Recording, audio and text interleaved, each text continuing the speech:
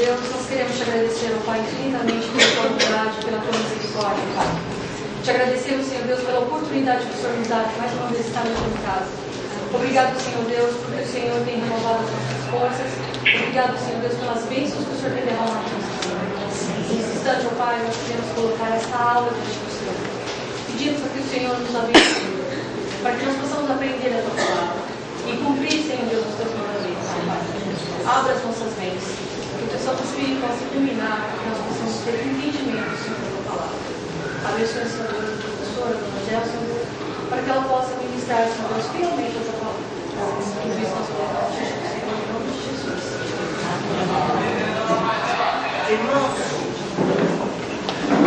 nós hoje estamos em aula em conjunto, justamente por causa da cantata e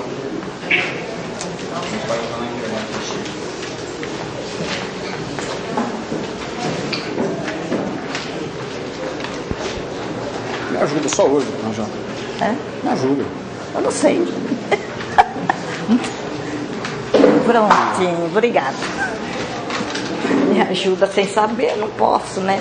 Nós da classe, a nossa classe chama-se Classe Monte Sião e é a classe dos alunos de 50 anos para cima e nós estamos estudando justamente esta revista.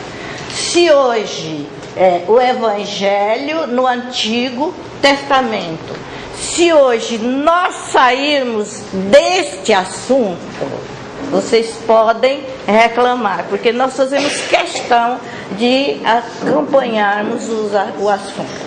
Quanto às aulas, nós não acompanhamos na íntegra o que está dentro do plano de aula. Nós incrementamos, o pastor Abel, para quem não conhece o pessoal do Parada aqui, se não conhece o pastor Abel, fique em pé, pastor Abel, para eles conhecerem. É o pastor titular da classe. Esse. Lembra de mim? Isso. Ele é o pastor Abel, ele é o pastor titular da classe. E eu sou a substituta da classe.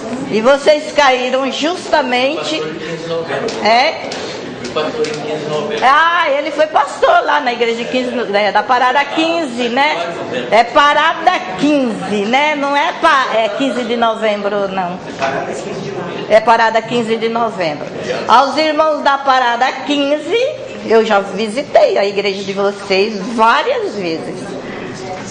Aos irmãos, inclusive, já fiz vacina lá num salãozinho da igreja, quando a gente trabalhava nas equipes de vacinação de Zona Leste. Tem cadeira aqui na frente para o pessoal que está chegando. Entram no máximo de silêncio, se possível, e toma o seu lugar. Pode. Se alguém, por favor, é da classe de catecúmenos que está nessa classe, catecúmenos está tendo aula também, tá? Não foi avisado. Eu já. Mas pode sair o pessoal de catecúmenos. Catecúmenos está dando uma aula lá. Tá bom. Quem estiver fazendo aula de discipulado ou de catecúmenos, pode sair.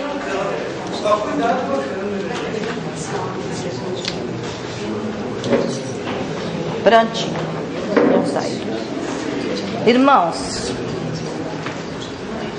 sempre existiu, mas hoje, na atualidade, existe muito mais, e é um grupo muito grande. De quem eu estou falando? Estou falando de um grupo de cristãos, pessoas ou igrejas que ainda têm na sua mente o ideal, ou muitos deles ainda guardam ou têm por meta dizer que todas as dificuldades e os problemas não são vindo da parte de Deus. Esse grupo de pessoas aumentou assim com muita proporção. Eles têm na mente que uma atitude não bíblica. Isso não está na palavra de Deus, mas eles têm nas suas mentes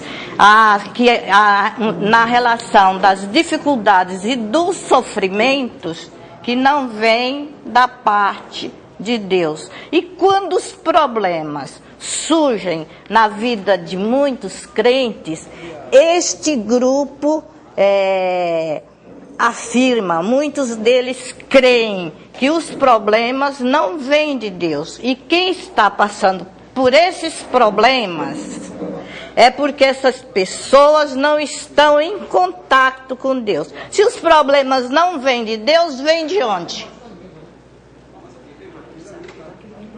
Eles afirmam que vem do diabo, do demônio. Isso é coisa do demônio. Então esse grupo está aumentando muito entre nós. E nós precisamos entender e saber responder quando essas coisas nos atingem. Contudo, eles dizem que as provações não vêm de Deus. Contudo, foi o próprio Jesus quem nos alertou que nós devemos esperar provações. Todos nós devemos devemos esperar as tribulações. Como é que Jesus disse? No mundo tereis aflições. Olha o verbo, tereis aflições. Se você não está passando, já passou por aflições e não está passando, espere. Porque um dia mais, um dia menos, nós temos a tendência de passar por provações. Porque desde quando estivermos neste mundo, nós estamos sujeitos a provações, a tribulações. Por isso, olhe, quem está de pé, cuide, que não caia. Quem pensa, obrigado. Quem pensa que está de pé, olha que não caia, porque nenhum de nós está livre das tribulações. E é por isso que ele diz: no mundo tereis aflições. Isso está em João 16:13, no mundo tereis aflições. Nós vamos, alguns versículos que eu vou só citar, nós não vamos ler, porque dependemos do tempo também. E então nós vamos citar, se os irmãos tiverem interesse, vocês leem depois. Por exemplo, eu li quando estava preparando a aula para vocês, Hebreus 11, 32 a 40. Nesses versículos de Hebreus 11, 32 a 40, se os irmãos abrirem, verão que muitos crentes, por causa da sua fé, foram perseguidos. Muitos crentes foram açoitados, apedrejados. Eles andaram peregrinos, afligidos, maltratados, e diz até que muitos foram cortados ao meio. Por quê? Por causa da sua fé. Homens e mulheres, dos tais o mundo não era digno. Foram homens e mulheres que todos deram bons testemunhos de fé. E aí os irmãos veem que a fé não nos isenta dos sofrimentos, mas ela nos capacita, ela nos dá força, ela nos ajuda a vencer os sofrimentos. Isso é muito importante. Quando nós enfrentamos os sofrimentos como verdadeiros cristãos de fé, realmente fé genuína, nós vencemos todas as tribulações.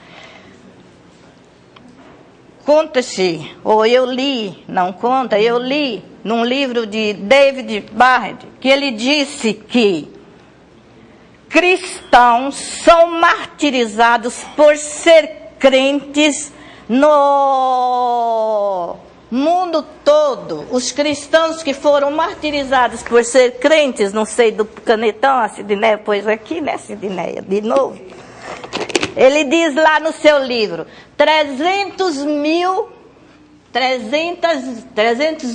cristãos, tá certo?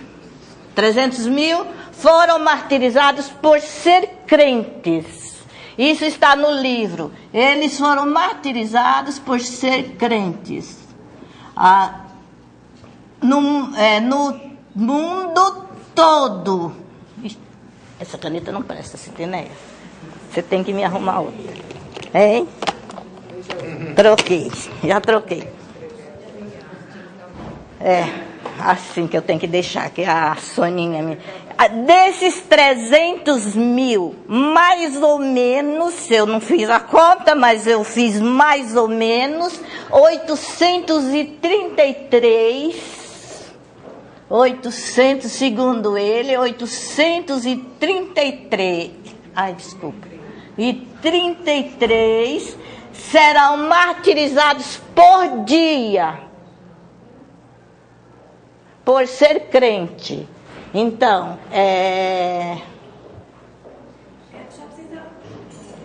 forçar. É a mão, então. Não.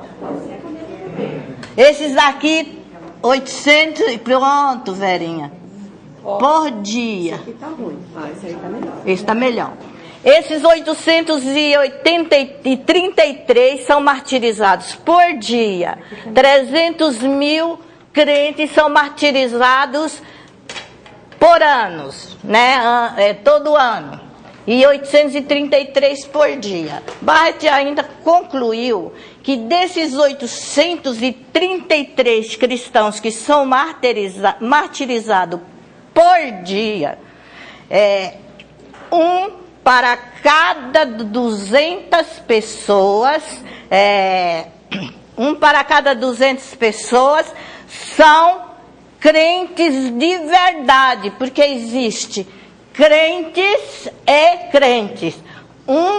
Deixa eu ver aqui, uma pessoa para cada 200 pessoas são martirizadas por ano, anualmente.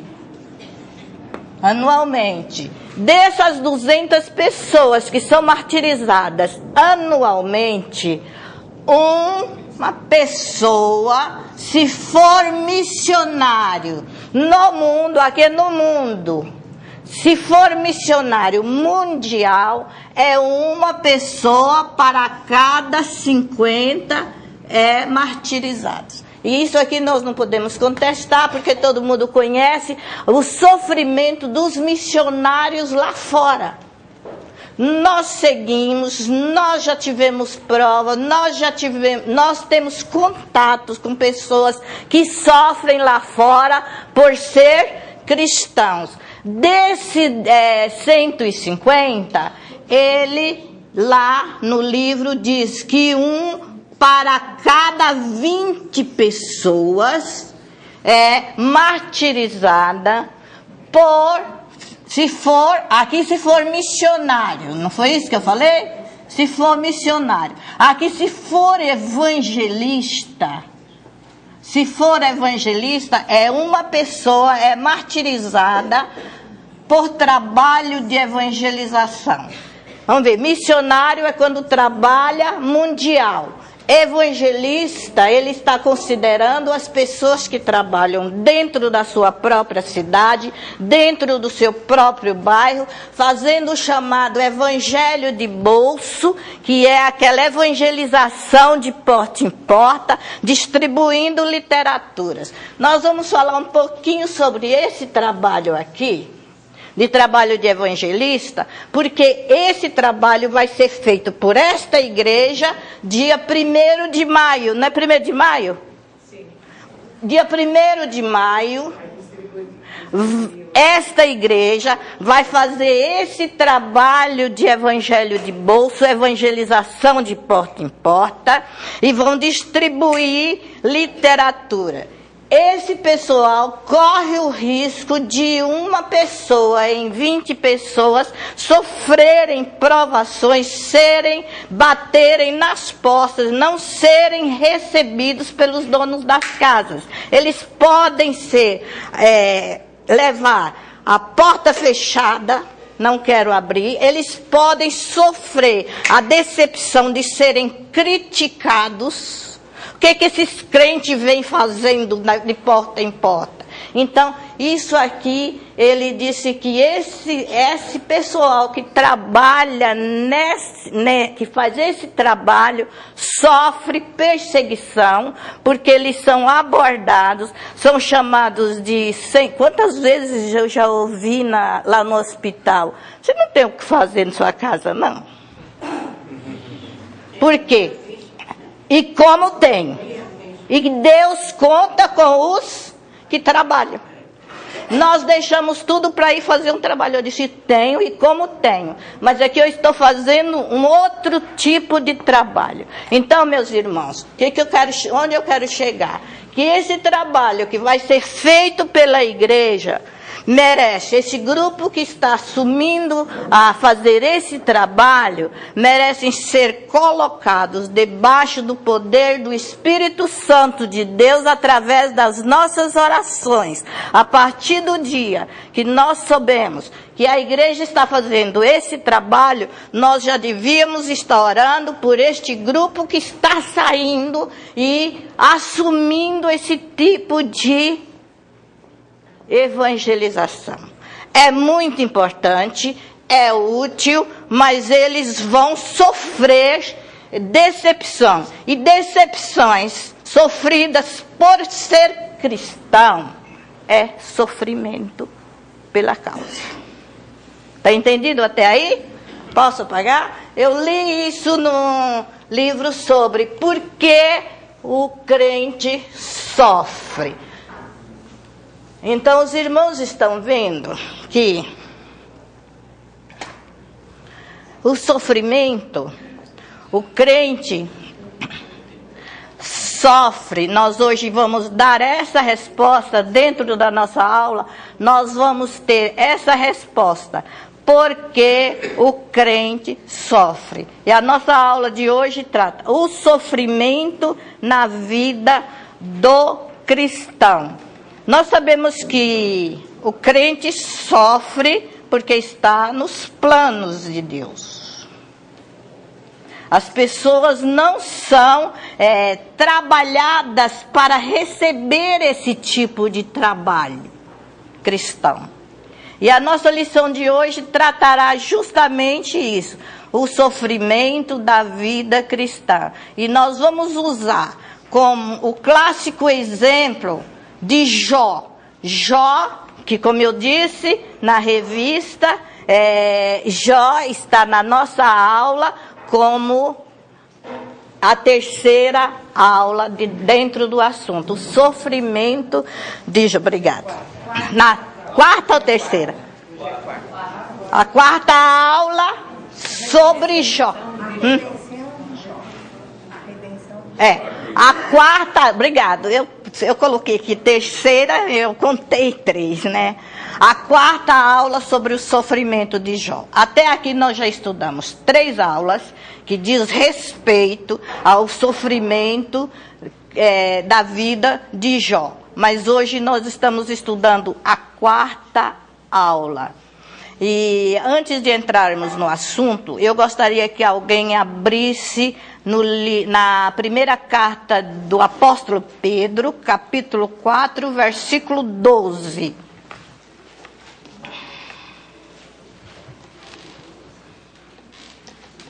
Pedro, versículo 12. 1 Pedro. Amados, não estranheis o fogo ardente que surge no meio de vós, destinado a provar-vos, como se alguma coisa extraordinária vos estivesse acontecendo.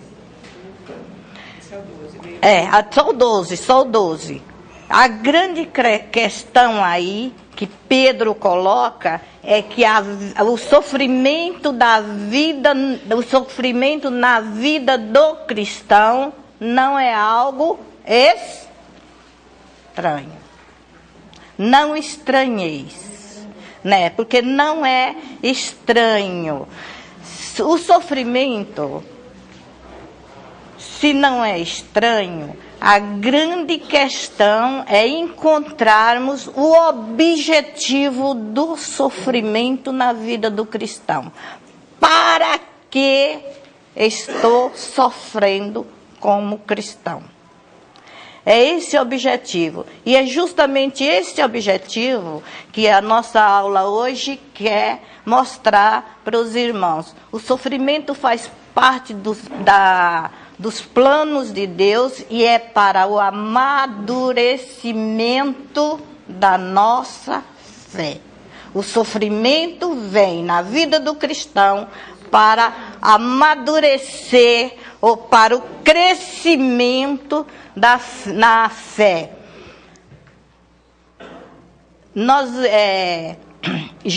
Voltando em Jó, a fé, assim como o ouro, a fé é considerada uma pepita de ouro. Quem já viu uma pepita de ouro, sabe que ela, ao tirar da terra, ela é rústica, ela é feia, ela não é valorizada. Mas passando essa pepita pelo fogo para ser polida, apurada, ela lhe sai uma pedra de ouro, ou uma barra de ouro, ou um pedaço de ouro maravilhoso, brilhante. Então a fé é a mesma coisa. Ela, para ser purificada, ela, para ser vista, ela tem que passar por provações. Deus prova a nossa fé através das provações que vêm sobre nós.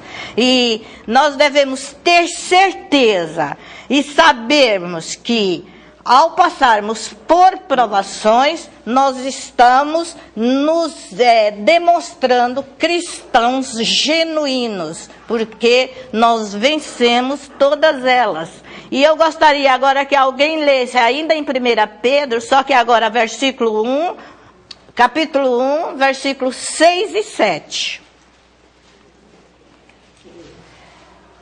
Nisto, resultais, embora no presente, por breve tempo, se necessário, sejais contristados por várias provações, para que, uma vez confirmado o valor da vossa fé, muito mais preciosa do que o ouro perecível, mesmo apurado por fogo, redunde em louvor, glória e honra na revelação de Jesus Cristo. Isso, obrigada. Deus usa então as provações, as nossas provações, para autenticar e purificar. Autenticar e purificar a nossa fé. Nesse versículo que a irmã acabou de ler, nós vamos destacar algumas frases. Primeiro, versículo 6, algumas frases. A primeira frase que nós vamos destacar no versículo 6, acompanha comigo. Leia devagar aí, irmã, novamente. 6? É.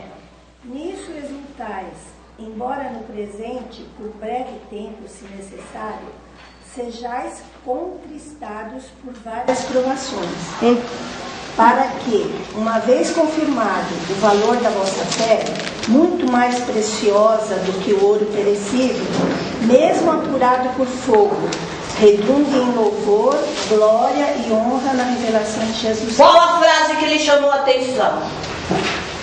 Por breve tempo. O que a irmã ou os irmãos acham que essa expressão, lá no primeira carta de Pedro, significa quando nós estamos passando por uma tribulação? Breve tempo. Isso, a preocupação é o quê? Seja aprovada, que ela seja aprovada para confirmar a nossa fé, olha, por breve tempo. Isso significa que a nossa tribulação, ou a nossa aflição, ou o nosso problema vai ser temporário, é por breve tempo, ela é temporário. No tempo de Deus, Ele vai fazer cessar a nossa aprovação. Mas depende, como diz o versículo, da nossa fé. A segunda Uma vez confirmado a vossa fé, uma vez confirmado, Deus age na nossa vida e as nossas provações, pode falar? Não sei como que a gente vai explicar isso para quem já está preso lá na Coreia há 15 anos. Mas a Bíblia diz, né? É isso que a Bíblia diz, né? 15 Agora, 20 anos preso. é o tempo de Deus. O que é breve, né? O breve tempo de Deus está dentro do tempo de Deus, né? Para Deus um dia como um ano, dia um ano como um dia. A gente não pode ver o nosso tempo, tem que ver o tempo de Deus. Então, a aprovação temporária. A outra frase lá porque o que é para que sejais contristados. Leia essa frase aí, só. está aqui, referente aqui. Se necessário, sejais contristados por várias provações. Se necessário, para que sejais, se necessário, sejais contristados, né? Essa expressão, sejais contristados. Então vamos ver aqui. Vamos ver o que diz essa expressão. Sejais contristados. Contristados. Tá certo? Isso. Se necessário, sejais contristados. E é isso aí que está escrito, gente. Quer dizer que a tristeza é normal, né? Que a tristeza é normal. Você está abatido, é normal. Mas esse contristado, de acordo com isso aí, nós ficamos angustiados com a provação, ou não ficamos?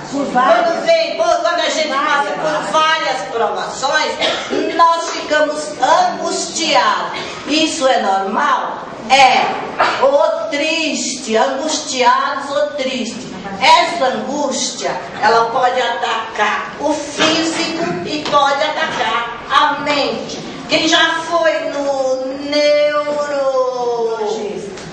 neurologista, mas seria cirurgião. Neurocirurgião, não. No neuropsiquiatra ou no ortopedista, a primeira coisa que ele pergunta: vai tudo bem na sua casa? Já fez essa pergunta para vocês? Você está passando bem? Você não está com algum problema? Por quê? A aflição, ela pode atacar o físico. Você tem muitas vezes que você tem dores no corpo, e essas dores no corpo é provocada por aflições, por problemas internos que você está passando, está angustiado, e isso vem em forma de dores no corpo. Mas nem sempre é problema Nem sempre. Eu falei pode. Então, nem sempre é problema físico, porque aí vem a tal chamada que hoje ninguém gosta muito, mas é que está imperando, a depressão. É que é isso aqui, ela ataca o físico e também pode atacar a mente. A depressão. Então, essa angústia, ela pode atacar tanto o físico como a mente, porque você fica preocupado, você pode entrar numa depressão. Essa é a expressão mais clara do versículo. A outra frase nesse versículo seria, eu pus aqui, vamos ver, leia aí agora, Olinda, por favor. 7. É o 6 ainda. Nisso exultais, embora no presente, por breve tempo, se necessário, sejais contristados por várias provações, para que, uma vez confirmado o valor da vossa fé... Agora, para aí, várias provações. É outra frase importante no versículo. Várias provações. Várias provações. Você será atingido. Mas será que vem várias provações numa pessoa só? E como vem? Essas várias provações são provações de várias formas. Às vezes na mesma hora. Quem falou aí? Às vezes na mesma hora. Na mesma hora. Várias provações são de muitas formas. Então, quais são as formas de provações? Nós podemos passar provações por doença. É uma forma? É uma pessoa doente, é uma provação que eu estou passando? Nós podemos passar provações moral. Ou não pode? Sim. Pode, moral. Nós podemos passar provações financeiras, falta de din-din não é provação? E como é, né? Provações financeiras, né? Financeiras. Nós podemos passar N provações. Perseguição, ela falou, né? Financeira, né? Ela falou, nós podemos perseguição e aqui nós podemos pôr várias formas de provação. Então eu quis citar essas frases me chamaram a atenção, porque nós passamos por essas provações. Nós somos provados, esperamos o tempo de Deus, nós ficamos angustiados quando vem as provações e quem não fica, e elas são de várias formas. E nós podemos detectar qual a forma de provações que nós estamos passando na atualidade. Mas como diz lá no começo, no mundo tereis aflições, todos nós passamos por essas aflições. E quem pensa que está em pé, veja que não cai, porque pode passar por várias provas dessas. Ainda, versículo 7. A irmã Linda hoje está na Berlinda, está lendo, quero ler os 2 versículos. No versículo 7 nós vamos ver palavras. Para que, uma vez confirmado o valor da vossa fé, muito mais preciosa do que o ouro perecível, mesmo apurado com fogo. Primeira palavra, fogo. O que você, nesse versículo, o que é fogo? Fogo é a provação, não é? Fogo é a verdadeira provação. Fogo aí significa provação. Tira a sujeira e a impureza. E a impureza, né? Geralmente o fogo significa purificação. Ai, desculpa, eu falei para ela, falou, fogo simboliza ouro, simboliza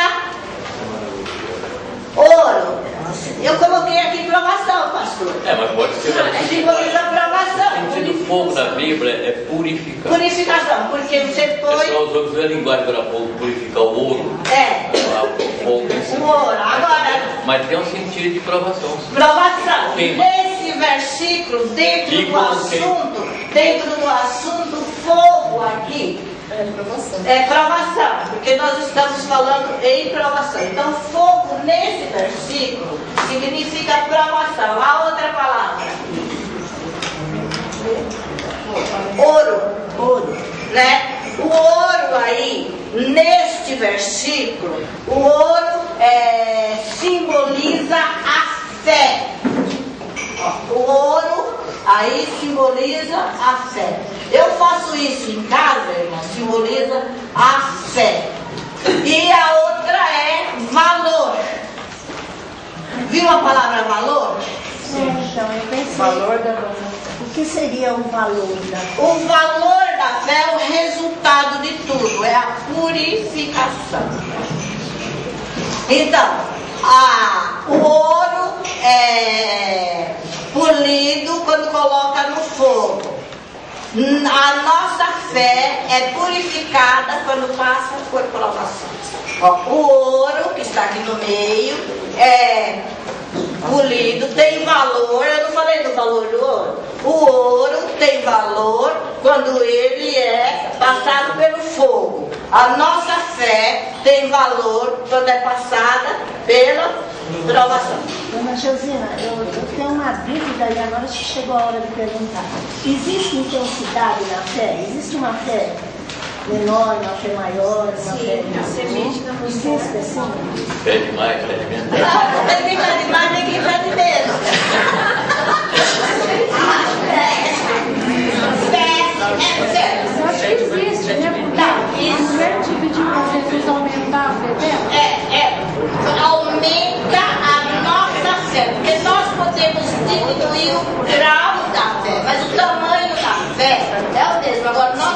Deus fazer com que ela diminua. Quando eu tenho uma aprovação, eu não fico abatia.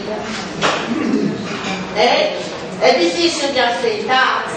Então diminui a nossa fé. Nós vamos ver na vida de Jó que ele diminuiu. Depois ele voltou com tudo a acreditar em Deus. Então ela pode diminuir, mas a fé, eu acho que depende também da maneira como a gente reage, né? Diante da situação. Diante da situação. Pode aumentar ou não.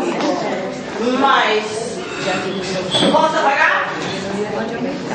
Posso, né? Cada vez que você passa por uma provação, cada vez que a nossa fé é provada, pode aumentar. Ela dá forte para a próxima.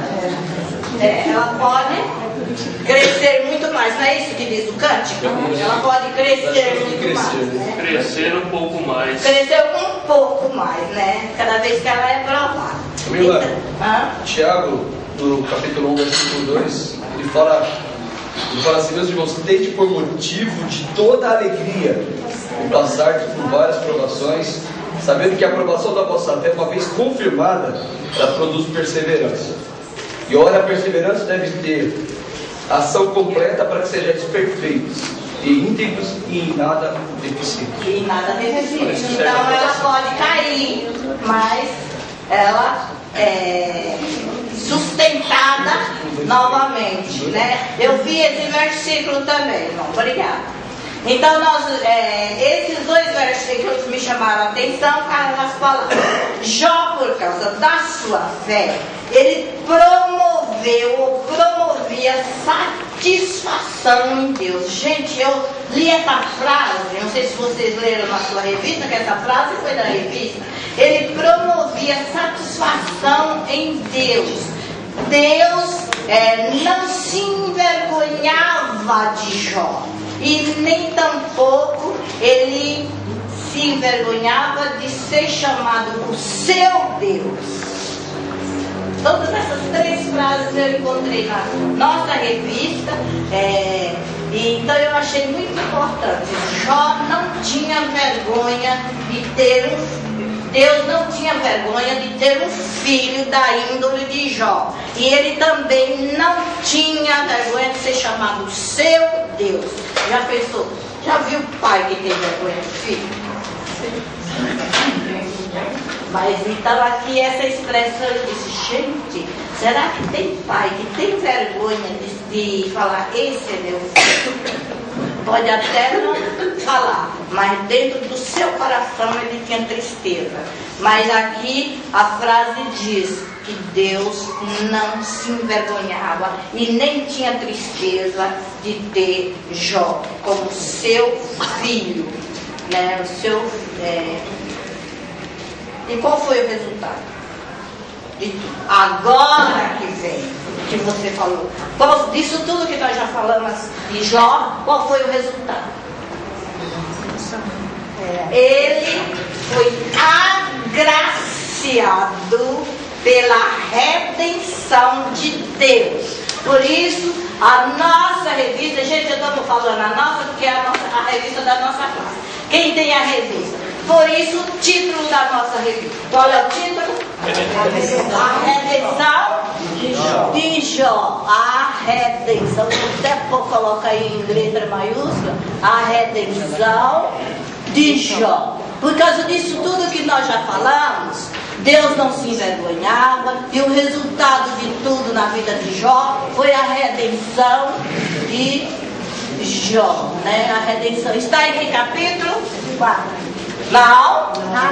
Capítulo 9. Você quer o número da lição? Capítulo 9. Gente, vamos abrir a nossa Bíblia. Quem não tem a revista e quem tem também pode abrir. No capítulo 9 de Jó. Demorei, mas cheguei no título, né? Ela já está repetindo aqui há muito tempo. A redenção de Jó. Jó, capítulo 9.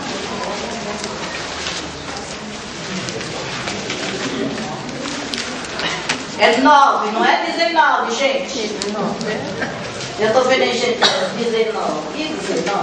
Aumenta mais, Jó, capítulo 9. Até aqui, nós vimos que Jó era sustentado por quê? Pela fé. Jó era sustentado por fé. Mas agora, a partir do capítulo 9, nós vamos ver um Jó diferente. Nós vamos ver um Jó triste, abatido, vestido de saco, sentado na cinza, triste. Por quê? Porque ele estava sofrendo. Mas por que Jó estava sofrendo? Ele estava sendo provado. Ele estava sendo provado. E por isso lhe abateu muito.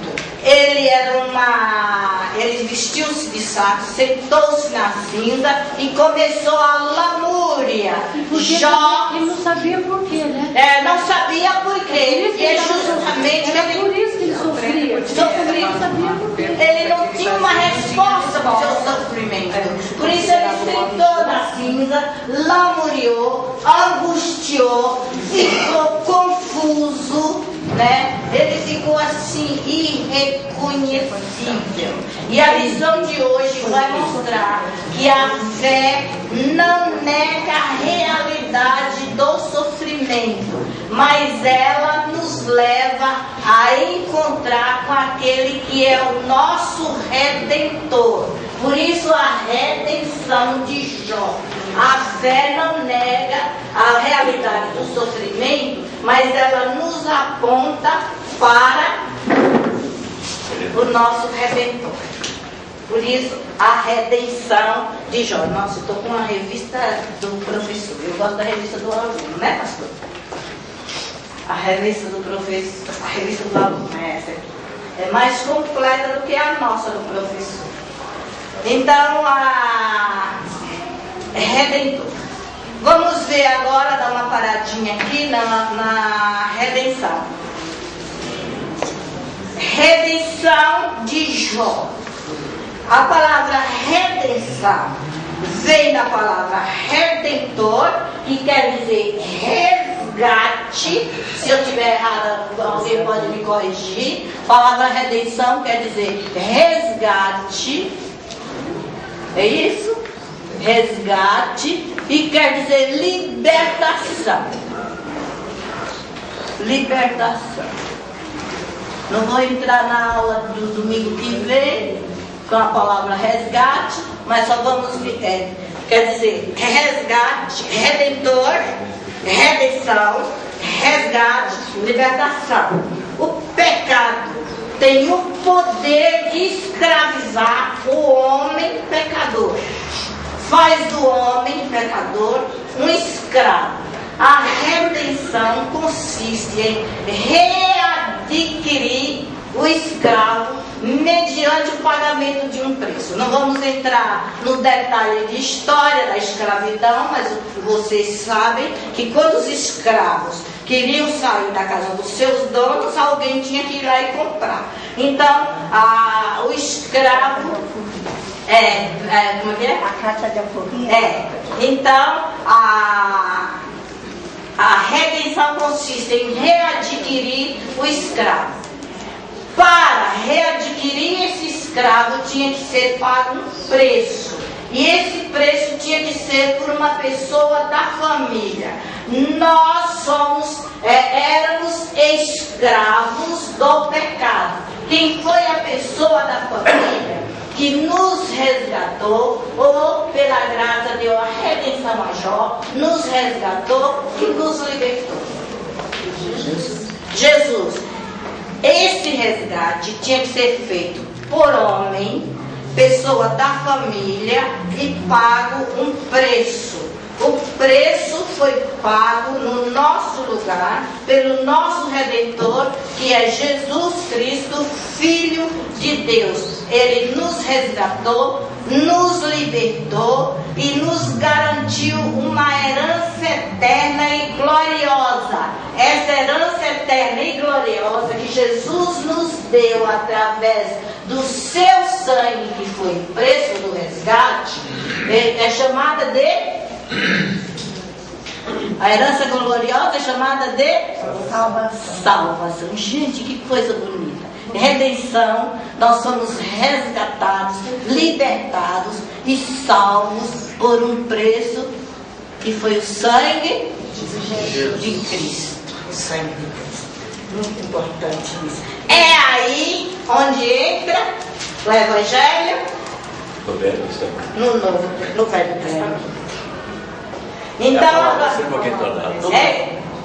toda lição que nós estudamos sobre esse tema aí, o Evangelho no Velho Testamento, toda lição, da prisão até agora, tem palavra redenção. Tem palavra redenção, porque é o Evangelho no Velho Testamento. Por isso que a lição, que a revista veio o Evangelho no Velho Testamento. A próxima aula que vai dar vai ter uma redenção. Por isso que eu falei, pastor, que eu não vou falar muito sobre o preço, porque a sua aula vai ser em cima do preço comprado para a salvação. Vou parar aí, meu pastor, para não entrar na sua aula.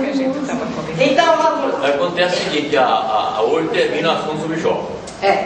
Domingo que vem eu vou falar sobre Noemi. Lá o Boaz, o Redentor. Ele foi o Redentor. Então eu chamei a atenção por isso. Vocês vão ler a lição para ver que o Evangelho no Velho Testamento. Todas as lições que eu estou tratando aqui, tem um momento em que alguém resgatou alguém. Alguém comprou, alguém pagou o preço. Exatamente o que Cristo fez conosco. Então é isso que nós temos. Nós temos, voltando lá, que no encontro com o Redentor, capítulo 9. No capítulo 9, Jó profere um discurso. Todo o capítulo 9 de Jó é um discurso da parte de Jó, onde as suas palavras no discurso recaem sobre a justiça de Deus. E foi aí que a irmã Débora me prestou um livro forense, né? Um livro de advocacia, porque eu não sabia nada do que era tribunal. Eu tive que olhar num livro lá de advogado para eu entender o que era tribunal de Deus, né? Então fiquei com esse livro, li bastante, me ajudou muito. Obrigada, Débora, que me emprestou esse livro. Jó então faz um discurso, e esse discurso cai sobre a justiça de Deus. No capítulo 9, ele deseja levar Deus a um tribunal. Olha que ousadia de Jó.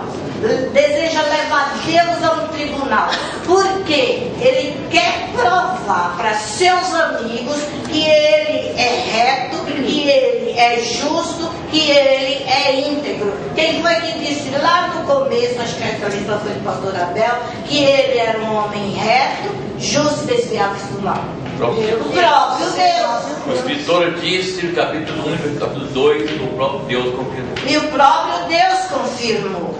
Se Deus confirmou, porque ele, Jó, não havia de falar para os seus amigos que ele tinha essas qualidades. Só que os seus amigos não acreditavam e zombavam dele. E o último amigo foi um senhor chamado Bildade o Suíta, que contestou Deus justo, castigando um homem justo daquela forma. E Jó queria provar para ele que ele não era justo na sua íntegra, mas nem por isso ele deixava de ser justo como homem. E para isso ele precisava de alguém que ajudasse a provar isso para o seu amigo, muito amigo Bildade lá, né? Muito amigo, né? Então eu falo muito amigo porque ele foi muito sarcástico de criticar Jó nesse ponto. E o discurso de Jó então fala sobre a justiça de Deus. Na mente de Jó, ele queria trazer Deus a um tribunal. E no seu discurso ele faz 3 perguntas que elas são interligadas. A primeira pergunta, nós não vamos ler os textos por causa do tempo. Vai do versículo 1 ao versículo 13, mas eu só quero que leia o versículo 2, que é só um início, 1, e o versículo 2 se completa 1. Por favor. Então Jó respondeu e disse: na verdade, sei que assim é, porque como pode o homem ser justo para com Deus? Até aí. A primeira pergunta, eu disse são 3. A primeira pergunta de Jó qual foi? Como posso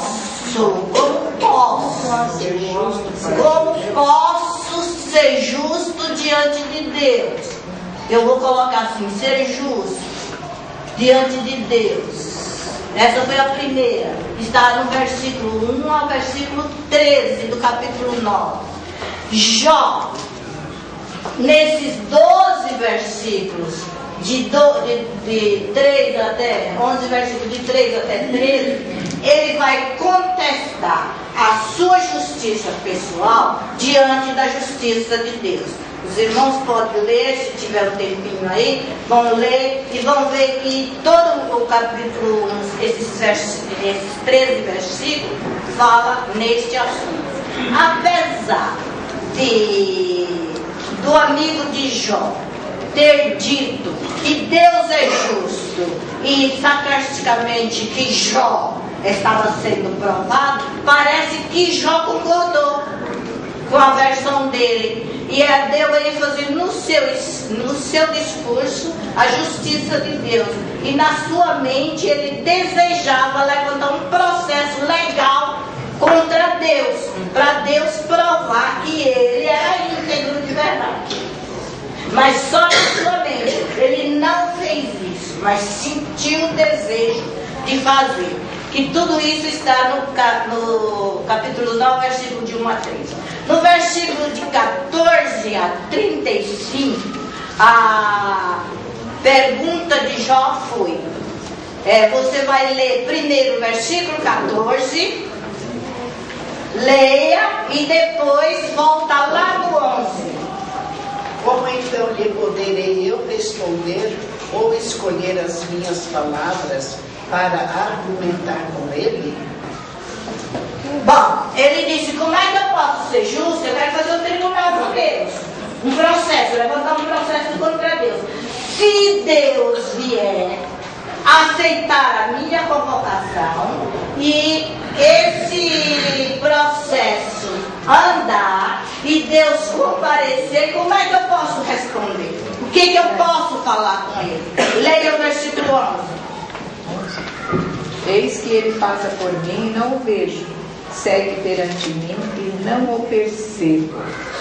Então o que ele quis dizer? Deus é invencível. Eu não posso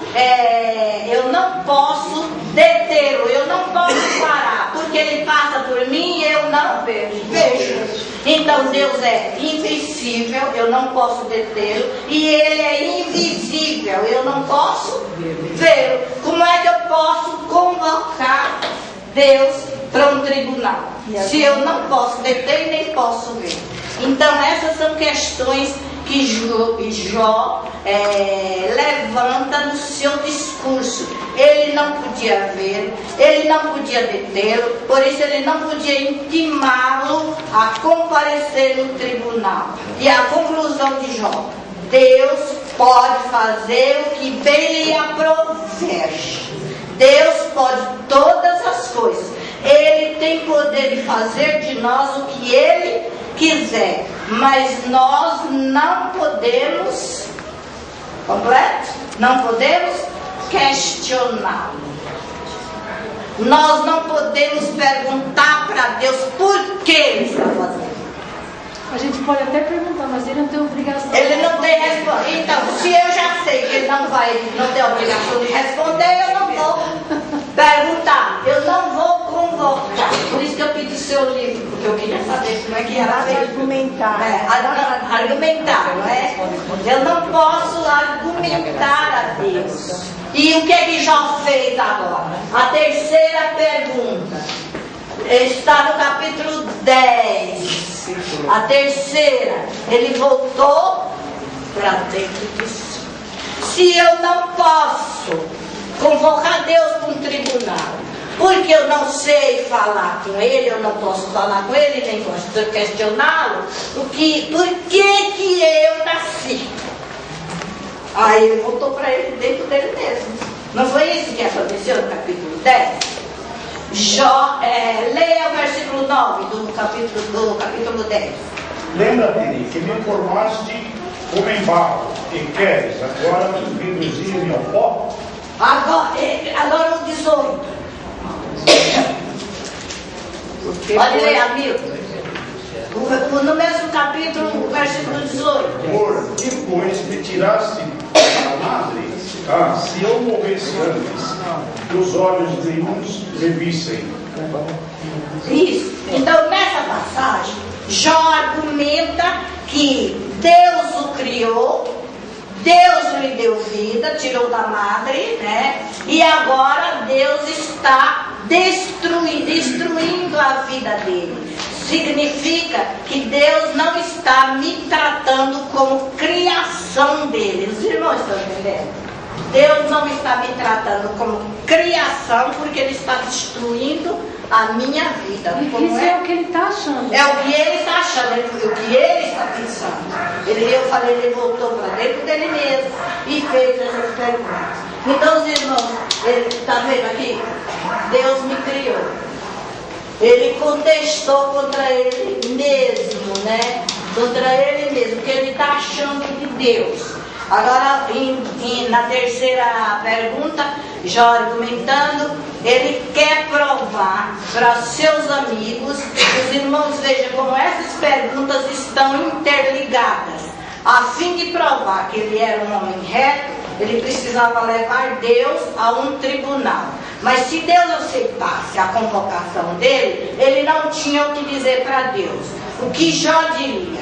O que Jó ia fazer? Leia agora no capítulo 9, volta para o 9, versículo 15. A ele, ainda que eu fosse justo, não me responderia antes ao meu juiz, pediria misericórdia. Jó está caindo.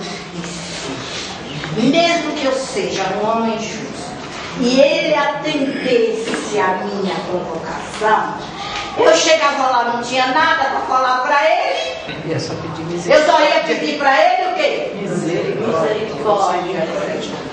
Gente, se a gente lê esse capítulo assim com detalhes, eu só pediria misericórdia. Tem misericórdia, Senhor. E era isso que Jó recebeu. E aí no versículo 32 e 33 e do 9. Porque ele não é homem como eu, a quem eu respondo, vindo juntamente a juízo. Não há entre nós árbitro. Isso, até aí, vamos dar uma paradinha aí. Até aqui eu posso estar entendido, gente? Estou vendo vocês me olhando, ai meu Deus, será que eu estou falando pela palavra de vocês? Então, até aí, Jó então caiu em si, se humilhou e lembrou, eu só tenho que pedir misericórdia, porque eu, com toda a justiça que eu digo que sou, com tudo que de bom que eu digo que tenho, não sou nada diante do juízo de Deus. Eu só tenho que pedir misericórdia do Senhor, porque eu não sou nada. E o que é que ele fez? Se tivesse pelo menos o quê? Árbitro. A Débora vai falar o que é o árbitro, Débora? É o juiz, né? É o juiz? É. Na linguagem comum, se tivesse um árbitro entre Deus e eu. Bom, ele disse, eu não posso falar nada para Deus, porque eu não posso detê-lo. Ele não vai me ouvir. Então, se tivesse pelo menos um árbitro, que é um advogado, né? O juiz seria Deus. Na linguagem comum, o juiz é o juiz mesmo, né? E na linguagem, o árbitro é o advogado e o eu é o réu. Olha, interessante, né? O Jó, ele se coloca no mesmo plano que Deus, né? Olha que absurdo, né? Olha que absurdo. Ele pediu um árbitro. Esse árbitro aqui é o mediador. Ele disse, se tivesse pelo menos um árbitro, que é o mediador, para mediar, para ficar entre Deus e eu. Para dizer quem está errado. Para dizer quem está errado. Para falar quem está errado. Precisa de um mediador. E esse mediador, quando ele diz assim, Deus não é homem, lembra aí que vocês leram? É porque ele não é homem. Porque ele não é homem. Então, esse Deus não é homem. mediador aqui precisa ser homem. Por que precisa ser homem? Para ser igual a Jó.